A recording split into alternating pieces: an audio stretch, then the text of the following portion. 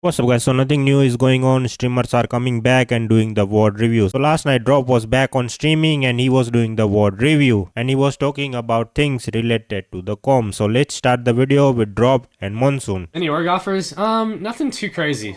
Nothing yet. There's honestly a lot of orgs that are probably just gonna wait because EWC is so fucking far away. But I hope that we can make contact with an org that cares about us, that we can represent for the entire year. But let me tell you, there's a lot of shitty fucking orgs out there in esports, bro.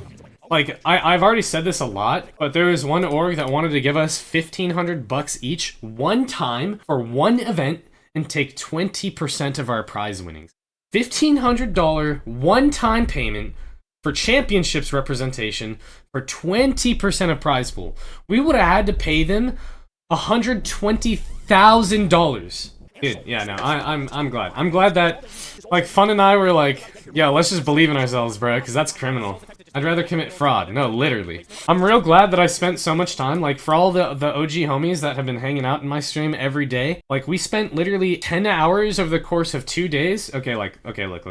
Making this, right? And this is just every fucking POI and every single building and every description, especially in the topography of how spots go and shit. Like, we did so much fucking study on Olympus, bro, and this study went in really, really good for me personally on this game too right here. So it was insane.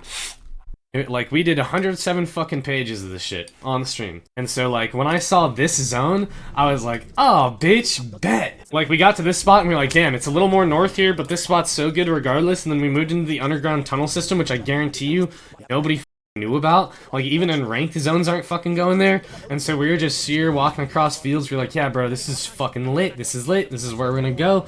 Everything was real good. Dude, I fucking love Wig. I just want to suck his dick. I want to give him the best head of his life.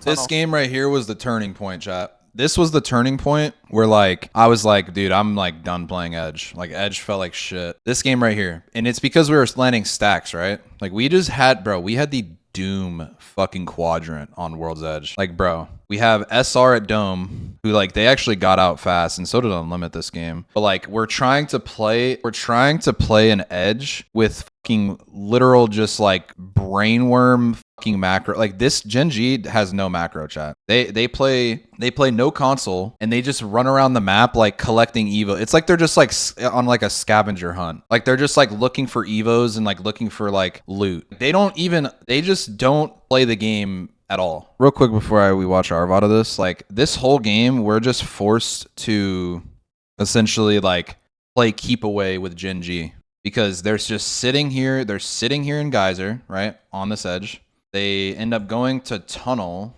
and we ended up getting the Evo. They go north, right? So I'm like, okay, nice. We got some Evo at least. And then it's like, then we go back to Siphon side, and then I'm like, okay, well, we have to like go up this hill and gate them, because if we don't gate them here, they're just going to come down and then they're going to take a fight on us like early, right? So like basically our whole entire edge macro from stacks is just like basically just fucking with Gen G, which is just like, it's just not a good way to play the game. Like look at this. Like, we're just having to gate them off of our edge. They ended up running away. Like, I wanted to fight them here because like we definitely had the advantage and they were pushing up on us.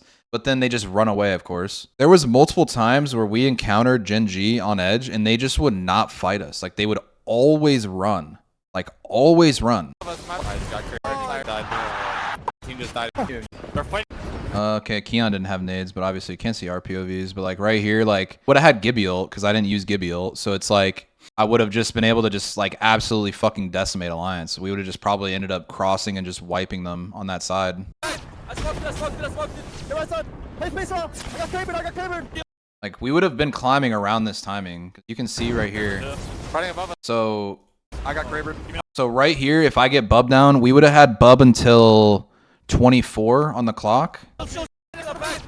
So we would have had Bub up until like about even like now, like right here, where we would have been able to climb and just like shoot Alliance most likely, because we were gonna definitely climb and third that. Like, because our spot wasn't necessarily like a super livable spot, right? So we would have had to like climb and like like fight them here, given we would have potentially gotten thirded by this team. So like it wasn't necessarily like a guaranteed win or anything, but we would have had a lot better chance than getting triple Krabered in the fucking head. Unfortunately, we can just say a bunch of what ifs because we just get triple Krabered because the Kraber is just like a super cool gun, you know? Bro, this chat, was I not saying this earlier? Like I just like this is literally everyone's opinion of Gen G. Like Gen G is like the best. How do you even like describe them? They're like the best worst team. Like it's like the best like comparison. The best comparison of Gen G would be like what sport? Like maybe it's like hard to compare them to football, to be honest. Like I'm kind of thinking like I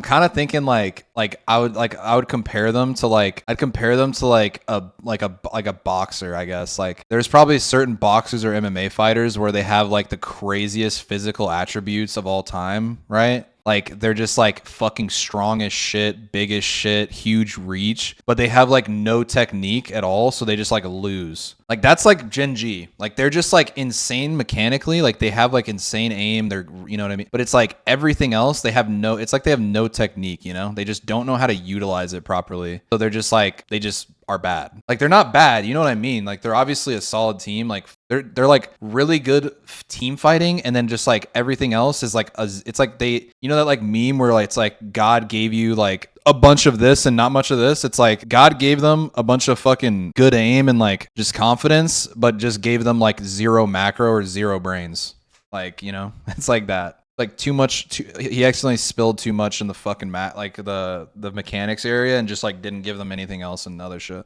That VOD review by Valverine, like that just immediately makes me like, I would like, you got me fucked up if you think I'd ever have him as a coach after what he said. Because if you like have been around in this game for any time at all, you would know that this is like the classic alliance strat on Barrow Zone. This is what they do every time, and it works out for them like a lot of the time. They always go to Bean. They always play here. Like you just know what Alliance does because they land at the same POIs, like, you know, every single fucking LAN, right? Like I actually think where Alliance fucks up here is they didn't play it the way they usually play it. Like they actually should have played harder edge. I think they literally should have stayed up here like they usually do and just like played even harder edge. Like I actually think that's their mistake this game. They like forced themselves into C-Note and they're playing Valk, and then they just get inted by like they wouldn't have a Valk here would have been like impossible. Like actually they might have been able to walk this choke here and then Valk, but like over here you have so much more freedom to Valk on this side. Yeah, I mean Gen G, this is like once again like what Hawkes is talking about. And like I'm pretty sure I saw a comment saying that Balverine was saying that Gen G had to take that fight. That dude is just like straight up, he's like straight up like biggest alliance hater or something. Like I don't know, like brother, you're landing Elrod, why the fuck are you wrapping the entire other side of zone? Like you play Elrod here and you just play your whole fucking edge, and then like, you know, you just like can take a fight over here towards Jurassic somewhere. He's like Gen G, I saw a comment I think saying where it's like he was like calling out Hawkes for saying that Gen G's retarded, and then he's like Gen G had to fight that. He's just like the biggest alliance hater or something. I don't know.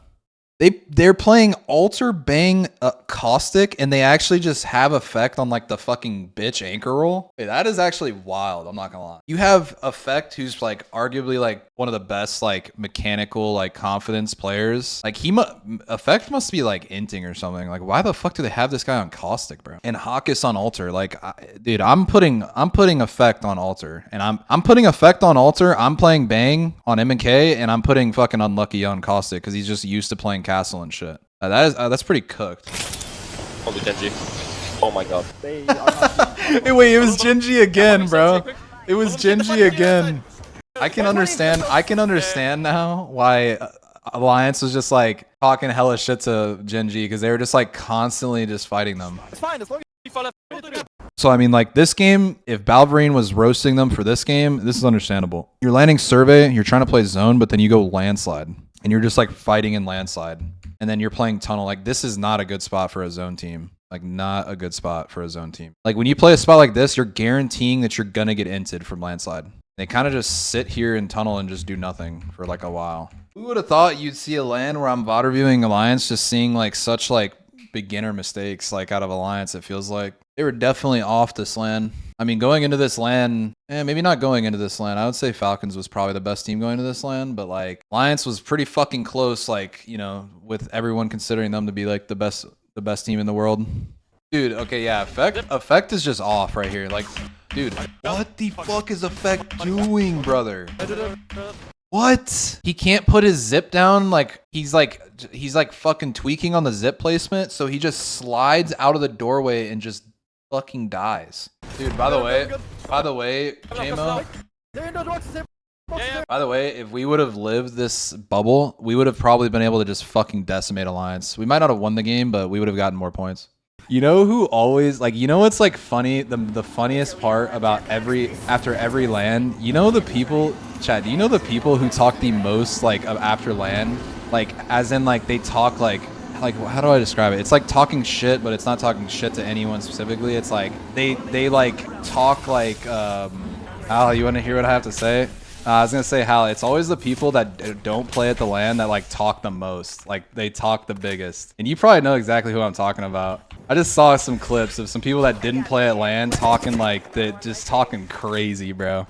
Like, dude, it's always the fuckers that don't play at LAN that talk the most. I swear to God. Like, you know who's like a notorious one is Nasky. I don't think he was this time around, but that's a notorious one when he doesn't play at a LAN and he talks the most, like when he's not even playing. Very specific individual that I thought was very funny.